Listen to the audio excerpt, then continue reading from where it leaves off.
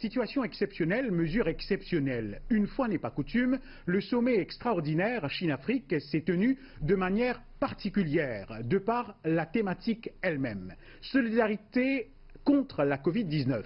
D'abord, pour rester dans la tradition et la culture chinoise, ce sommet est venu reprendre des sous-thèmes typiques à la République populaire de Chine pour démontrer certaines qualités, soit un peuple accueillant, serviable et bosseur. En somme, ce sommet est venu renforcer l'unité et la solidarité mondiale dans la lutte contre le coronavirus. D'ailleurs, cette notion d'unité et de soutien a toujours été au cœur de la politique du président Xi Jinping. Au plus fort de la crise Covid-19, où son pays a été violemment touché, le président chinois a eu une pensée aux autres en démontrant son sens de générosité.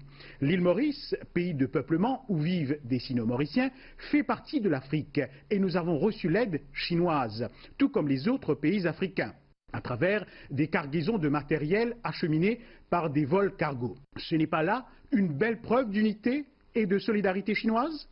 Alors que bien souvent, pointée du doigt par les médias occidentaux pour diverses raisons, la Chine brille par sa générosité et sa politique d'ouverture. Ces médias, à mon sens, auraient dû répercuter ces informations du fait que la Chine a soutenu de nombreux pays par l'envoi des experts, le partage d'informations et le soutien en matériel, en kit de test.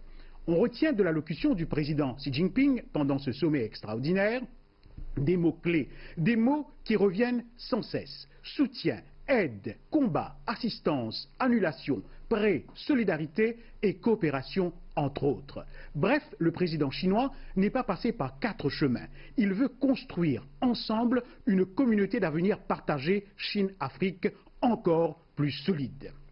En tout cas, on ne peut que souhaiter bon vent à la République populaire de Chine, avec à sa tête un meneur d'hommes et un fin humaniste qui met tout en œuvre pour le développement du socialisme à caractéristiques chinoises. Le président Xi Jinping reste cet homme qui a su guider son peuple vers le grand renouveau de la nation chinoise avec sa politique d'ouverture vers les autres. La Chine et l'Afrique forment depuis toujours une communauté de destin marquée par le partage du même sort, et une communauté d'intérêts fondée sur la coopération gagnant-gagnant, offrant certainement plus d'opportunités au développement de l'Afrique et à la coopération sino-africaine.